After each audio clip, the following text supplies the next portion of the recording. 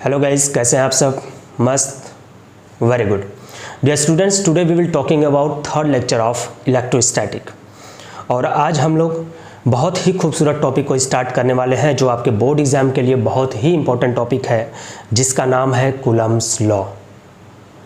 Alright, जिसमें आज हम लोग कुछ इम्पॉर्टेंट कॉन्सेप्ट को सीखेंगे, समझेंगे और कूलम्ब्स लॉ पे एक बहुत ही बढ़िया नोट्स प्रिपेयर करेंगे।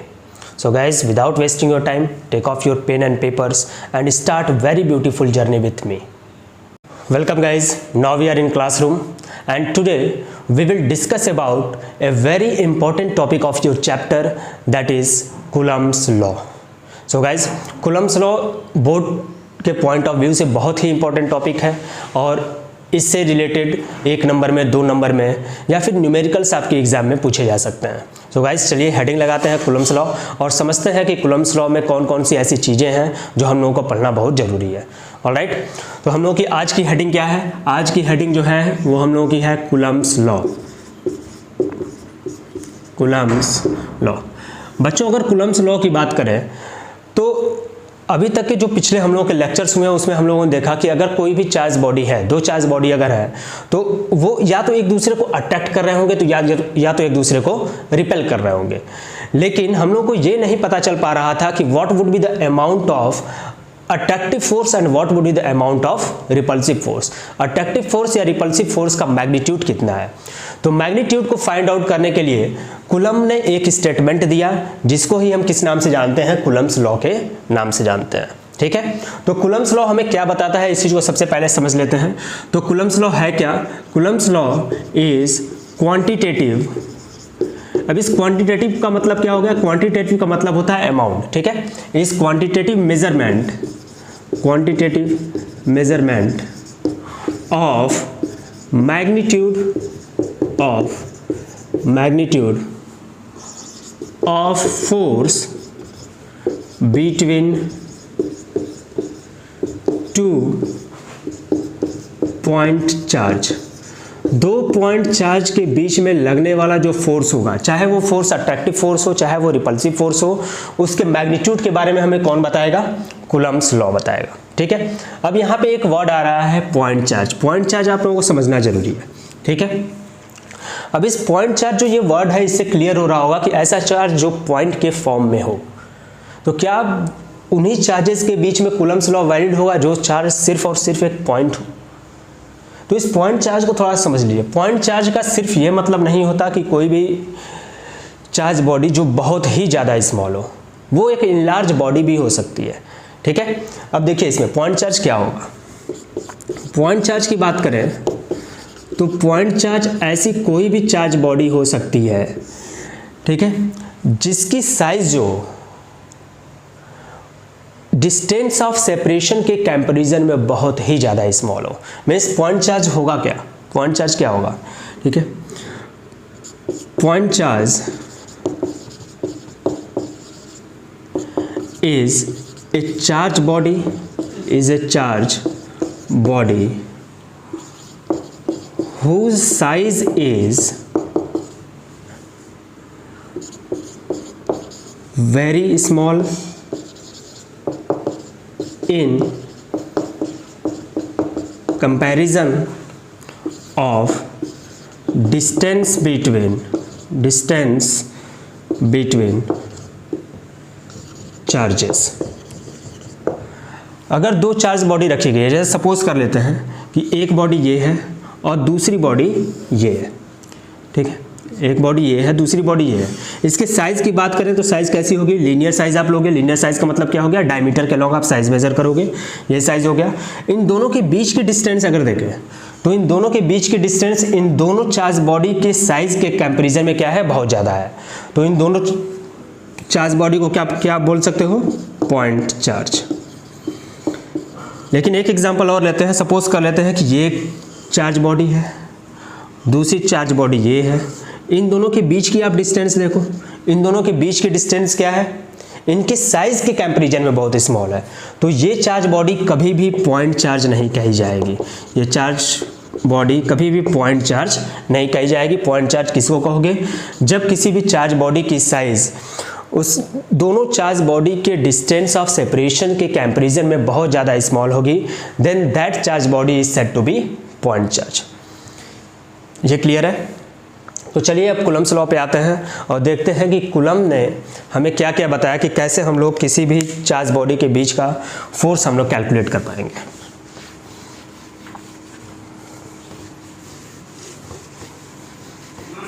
देखिए, कूलम्ब्स लॉ की अगर हम लोग बात कर रहे हैं तो कूलम्ब्स लॉ में तीन स्टेटमेंट हैं।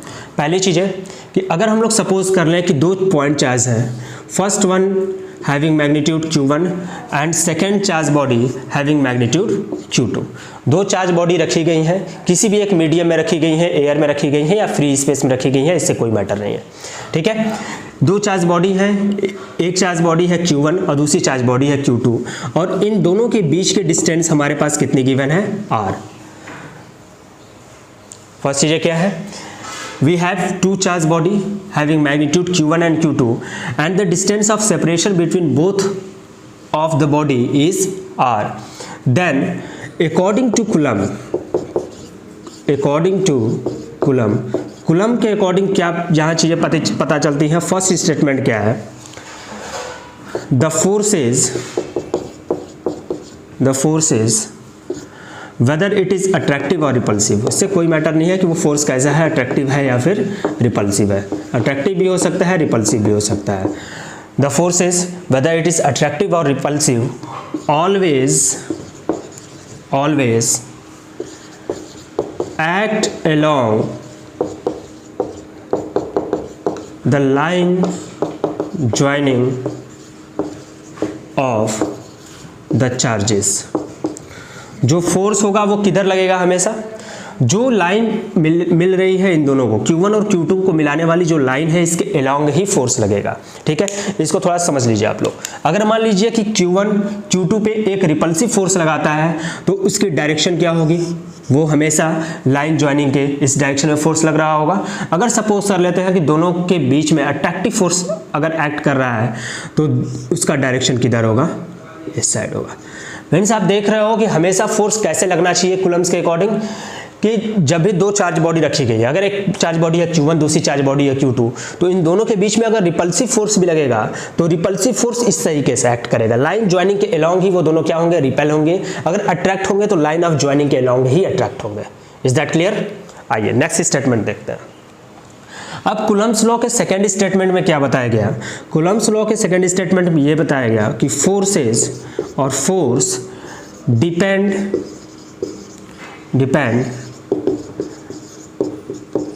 directly to the product of charges।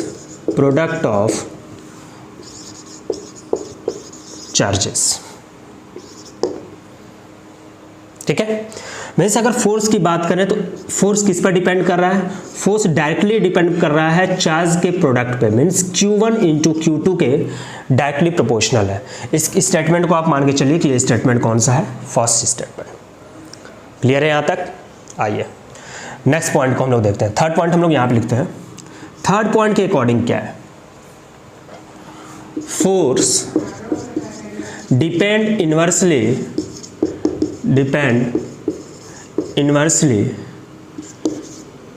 To the square of distance between them. दोनों चार्ज बॉडी के बीच में जो डिस्टेंस है उसके स्क्वायर के इनवर्सली प्रोपोर्शनल हमेशा क्या होगा? फोर्स होगा। तो नेक्स्ट स्टेटमेंट हमको क्या मिल जाएगा? F is inversely proportional to square distance between them. Is that clear? इसको सपोज कर लेते हैं ये सेकंड इक्वेशन है। ठीक है, अब देख रहे हो कूलम्ब्स लॉ में तीन स्टेटमेंट प्रोवाइड किए गए। फर्स्ट स्टेटमेंट क्या है कि जो फोर्सेस इन दोनों चार्ज बॉडी के, दोनों पॉइंट चार्ज बॉडी के बीच में लग रही होगी वो फोर्स हमेशा लाइन ज्वाइनिंग के अलोंग ही लगेगी, चाहे वो फोर्स अट्रैक्टिव हो या फिर रिपल्सिव हो। सेकंड स्टेटमेंट के अकॉर्डिंग ये अगर फोर्स है तो फोर्स किस पर डिपेंड कर रहा होगा? दोनों चार्ज बॉडी के मैग्नीट्यूड के प्रोडक्ट के डायरेक्टली प्रोपोर्शनल होगा। एंड थर्ड पॉइंट की अगर बात करें तो फोर्स किस पर डिपेंड कर रहा है? स्क्वायर डिस्टेंस के इनवर्सली प्रोपोर्शनल डिपेंड कर रहा है। क्लियर है? अब देखिए इस फर्स्ट एंड सेकंड इक्वेशन को हम लोग कंबाइन करते हैं। ठीक है, from first and second, from first and second. First and second से देखा जाए तो यहाँ पे हम लोग को टर्म क्या मिल जाता है, F is proportional to Q1 Q2 upon R square. क्या मिला, F is proportional to Q1 Q2 upon R square. अब यहाँ पे टर्म देखिए, ये आप लोगों को मालूम है कि जब भी हम प्रोपोर्शनल को हटाते हैं तो एक प्रोपोर्शनलिटी कांस्टेंट ऐड होता है। जो यहाँ पे प्रोपोर्शनलिटी कांस्टेंट है उसको हम लोग K से इंडिकेट करते हैं, जिसे बोला जाता है कूलम कांस्टेंट। ठीक है, अब यहाँ पे देखिए, जैसे ही इसको हटाएंगे हम लोग के पास एक कांस्टेंट आएगा जिसको हम लोग इंडिकेट कर रहे हैं अभी इनिशियल केस से, स्मॉल के से। यहाँ पे मिलेगा K Q1 Q2 upon R square. K is constant depend upon medium. ये किस पे डिपेंड करेगा, मीडियम पे डिपेंड करेगा। ये एक ऐसा कांस्टेंट है जो किस पे डिपेंड कर रहा होगा, मीडियम पे डिपेंड कर रहा है। तो हमें फोर्स का मैग्नीट्यूड कितना मिल गया, फोर्स ये मिल गया कि अगर हमें दो चार्ज बॉडी है, दोनों चार्ज बॉडी की वैल्यू मालूम है, Q1 की वैल्यू मालूम है, Q2 की वैल्यू मालूम है और दोनों के बीच की डिस्टेंस मालूम है, तो हम इजिली क्या कर सकते हैं, उन दोनों के बीच में, बॉडी के बीच में लगने वाले फोर्सेस को फाइंड आउट कर सकते हैं, चाहे वो फोर्स अट्रैक्टिव हो या फिर रिपल्सिव हो, इससे कोई मतलब नहीं है। क्लियर है। अब यहाँ पे देखिए, F इक्वल टू आपको क्या मिला, K Q1 Q2 upon R square. Force की अगर बात करें यहाँ पे K की, तो K क्या है, कांस्टेंट है। ठीक है, और K की जो वैल्यू हमें बाद में पता चली, वो K की वैल्यू हमें मिल जाती है 1/4 पाई इप्सिलॉन। ये जो E की तरह सिंबल बना हुआ है इसे बोला जाता है इप्सिलॉन। ठीक है, 1/4 पाई इप्सिलॉन, और इसकी जो वैल्यू में निकली वो वैल्यू बाई 9 × 10⁹।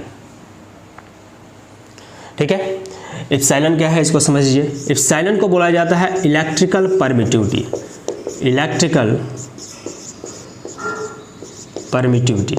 इस इलेक्ट्रिकल परमिटिविटी पे एक लेक्चर हम लोग करेंगे, अगले लेक्चर में इसको डिस्कस करेंगे। थोड़ा सा लंबा टॉपिक है इलेक्ट्रिकल परमिटिविटी, और इसमें इलेक्ट्रिकल परमिटिविटी भी पढ़ेंगे, रिलेटिव परमिटिविटी भी पढ़ेंगे, जिसको हम लोग डाइलेक्ट्रिक कांस्टेंट के नाम से भी जानते हैं। ठीक है, तो अभी फिलहाल आप लोगों को क्या देखना है कि फोर्स की वैल्यू कितनी आ गई, K Q1 Q2 upon R square. तो यहाँ से आपको फाइनल रिलेशन क्या मिल जाता है, F equal to 1/4 pi epsilon Q1 Q2 upon R square. और ये जो इलेक्ट्रिकल परमिटिविटी है, इप्सिलॉन की अगर बात कर रहे हैं तो इलेक्ट्रिकल परमिटिविटी ये किसके लिए है, ये ध्यान रखोगे, ये मीडियम के लिए है। ठीक है, अगर हम लोग एयर की बात करेंगे, फ्री स्पेस की बात करेंगे, तो वहाँ पे ये वैल्यू क्या हो जाएगी, F equal to 1/4 pi epsilon 0 या इप्सिलॉन नॉट से इंडिकेट करोगे, और ये हो जाएगा Q1 Q2 upon R square. तो ये किसके लिए आपको मिल गया, ये मिल गया आपको किसी भी मीडियम के लिए। ठीक है, और ये किसके मिल गया, एयर और फ्री स्पेस के लिए। फ्री स्पेस या एयर में जब भी ये दोनों चार्ज बॉडी रखी गई होगी तो फोर्स की वैल्यू क्या होगी, 1/4 pi epsilon naught Q1 Q2 upon R square. And whenever these two bodies kept in a medium, then force is 1/4 pi epsilon naught Q1 Q2 upon R square. Is that clear? अब बच्चों यहाँ पे तो forces जो थे Coulomb's law के according आपने find किए कि फोर्स की वैल्यू हम लोगों को किस पे डिपेंड कर रही है, वैल्यू डिपेंड कर रही है प्रोडक्ट ऑफ चार्जेस पे, एंड इनवर्सली डिपेंड कर रही है R स्क्वायर पे। ठीक है, मतलब जैसे जैसे हम लोग इस डिस्टेंस को हम लोग इंक्रीज कर रहे होंगे, फोर्स की वैल्यू क्या हो रही होगी, डिक्रीज हो रही होगी। अगर मान लीजिए कि दो चार्ज बॉडी हैं, ठीक है, तो उनके बीच की डिस्टेंस अगर हम लोग इंक्रीज करेंगे तो सीधी सी बात है कि अट्रैक्शन भी कम होगा और रिपल्शन भी कम होगा। मीन्स यहाँ पे अगर एक ग्राफ देखें, नॉर्मल ग्राफ देखें कि अगर फोर्स और डिस्टेंस के बीच में ग्राफ देते हैं, ये फोर्स है एंड ये डिस्टेंस है R। ठीक है, तो इनके बीच में अगर ग्राफ देखा जाए तो फोर्स की वैल्यू जैसे जैसे R की वैल्यू को हम इंक्रीज करेंगे, फोर्स की वैल्यू क्या करेगी, डिक्रीज करेगी। जैसे जैसे फोर्स की वैल्यू डिक्रीज हो रही होगी, वो कब हो रही होगी, जब R की वैल्यू इंक्रीज कर रही होगी। तो एक नॉर्मल ग्राफ आप मान लीजिए कभी ऑब्जेक्टिव टाइप क्वेश्चंस में अगर पूछ दे तो ये चीज़ें आप लोगों को मालूम होनी चाहिए। ठीक है बच्चों, ऑल राइट। नेक्स्ट लेक्चर में हम लोग इस कूलम्स लॉ को थोड़ा सा और एक्सटेंड करेंगे और कूलम्स लॉ के वेक्टर फॉर्म के बारे में हम लोग डिस्कस करेंगे, जहां से आप लोगों के न्यूमेरिकल्स निकल के आएंगे। ऑल राइट गाइस, तो आप लोग एनसीईआरटी की बुक निकाल लीजिए और एनसीईआरटी की बुक से आप लोग इस कूलम्स लॉ के चैप्टर को, कूलम्स लॉ के टॉपिक को डिस्कस कर लीजिए। अगर आप लोगों को फिर भी कुछ भी डाउट होता है तो आप लोग कमेंट बॉक्स में मेंशन करिए, आप लोगों को उससे रिलेटेड, आपसे डाउट से रिलेटेड भी लेक्चर्स किए जाएंगे। All right guys, thank you so much, have a nice day.